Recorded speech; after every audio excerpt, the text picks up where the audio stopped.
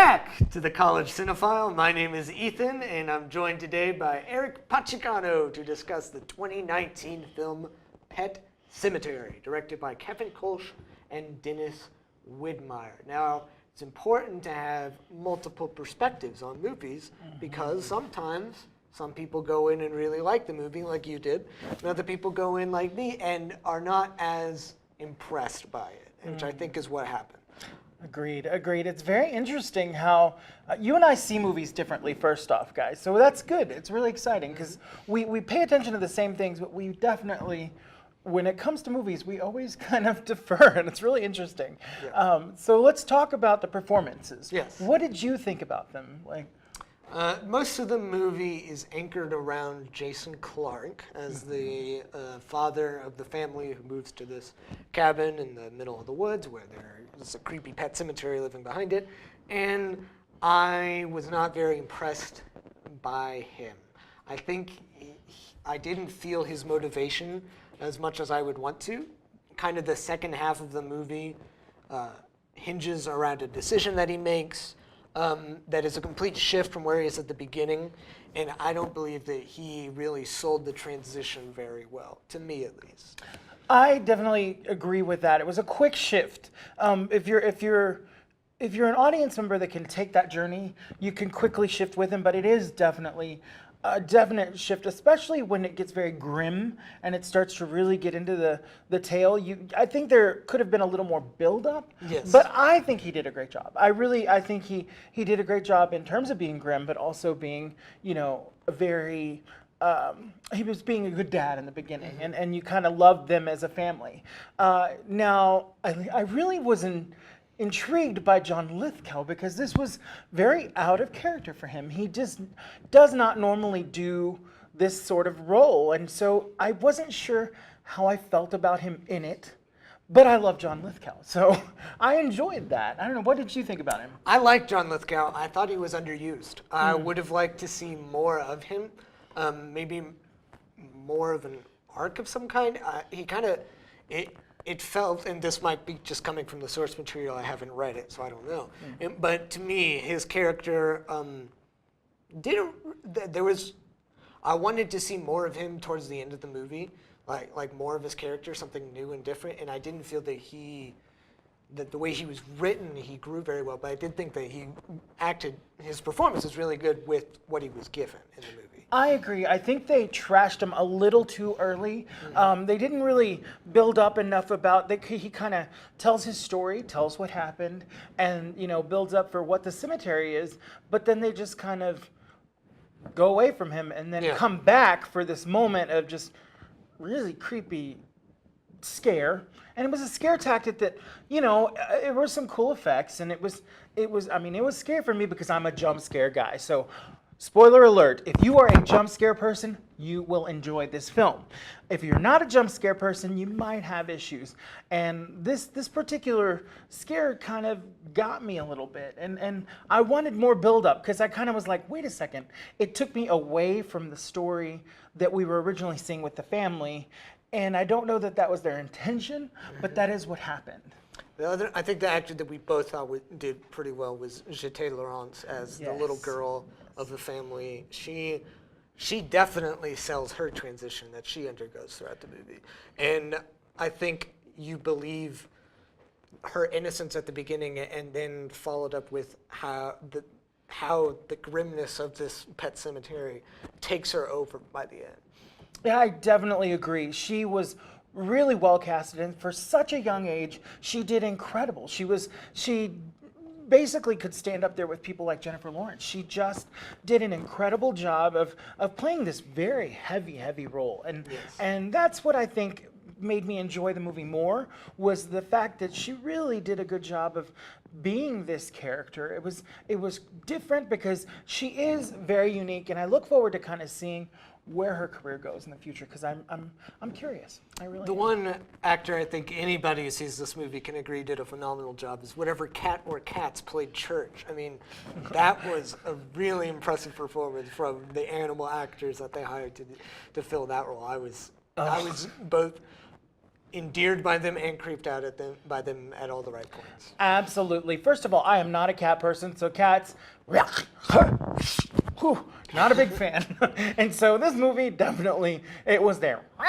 It's not a big, did not enjoy that. Which gets us into our next point is this movie scary? You, as you said, are intrigued by jump scares, so naturally I think you responded to it a lot more than I did. I'm a sucker for a jump scare, and I loved that it was scary in this old 80s movie kind of way, and it definitely was a part of the Stephen King world of scares. So I thought it was, for me, it was interesting scary, but man, was it scary in terms of releasing those endorphins and making me go, like I loved that. To me, it didn't do it for me. This is very much a modern horror movie in the sense that it's taken off of the sort of playbook that movies like The Conjuring or Insidious established, and that there's a lot of creepy whispering and then scary thing, and that didn't work for me because I wanted something more. I wanted to be creeped out in a way that was unique or different in some way, and I didn't feel that watching the movie. I think what you're saying is there weren't a lot of visual scares. Yes. It was visually, I think visually it was stunning. It was really cool, but you were definitely right. There weren't a lot of visual scares. It was a lot of psychological jump scare. Startling more than it was frightening. Yes, absolutely. That's a great way to put it. So what about the length? Because of the jump scares and all of that, what do you think about length and pacing? So here's my problem with the movie is probably it's too short in my opinion. Or at the very least, it could work with the length that it's at, but they paced it out pretty poorly because the first hour of the movie is kind of routine, the same stuff over and over again of, there's something up with these woods. What's that behind me? Ooh, I'm going to have a weird nightmare. And then when everything comes to a head in the sort of exciting off-the-wall part that you bought the ticket for, they cram it all into like 20 minutes and they try to do everything all at once. And I think it would have been a lot more effective if the moments that should be really scary at the end had more room to breathe, as opposed to spending so much time on build-up for something that we inevitably know is going to happen.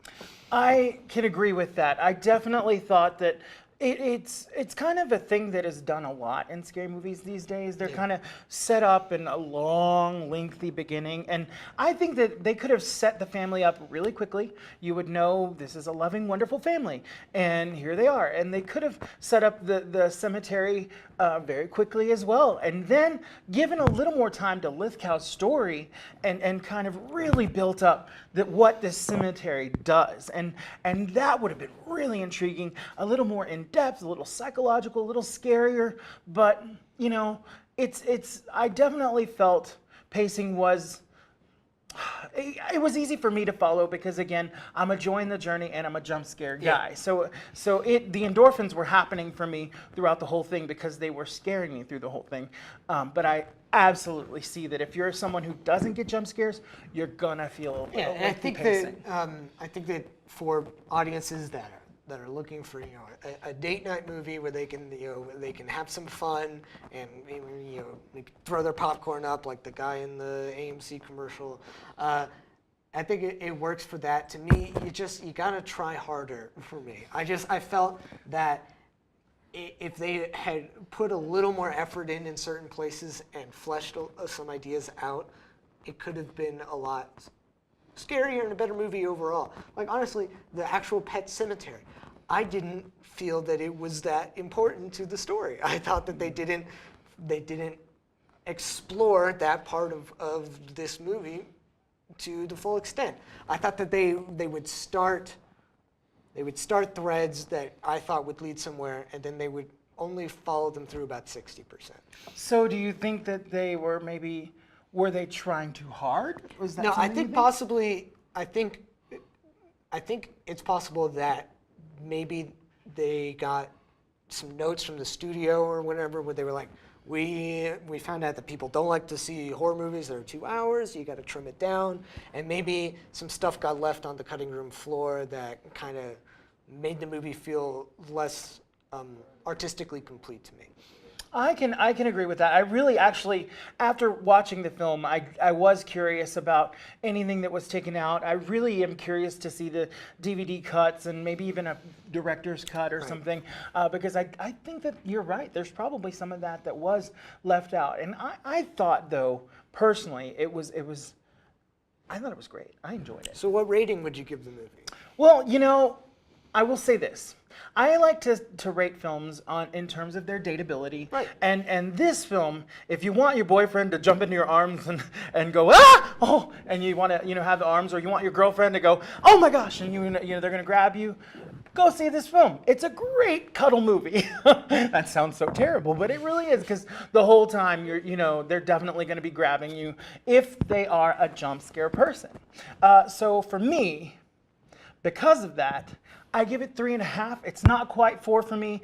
I thought it was fantastic. I thought it was great. It was everything that that a scary movie should be, especially that old 1980s thing. But 3.5 is solid for me. Okay, a solid 3.5. Reels from Aerik. From old Ethan, you're gonna get a 2.5. I just thought it didn't quite make it there, but it wasn't truly terrible. And that's about all we've got to say on that. Yeah, one more thing. If you are a fan of 80s movies and horror films, I think this one's a must-watch. So, just FYI, it's very good. I enjoyed it. Okay, thank you for hanging out with us today on the College Cinephile. Leave a like if you liked the review. Leave a comment down below. Let us know what you thought of Pet Sematary. And click somewhere on the screen to watch some more reviews from us. And do not forget to subscribe. Have a great day. Thank you.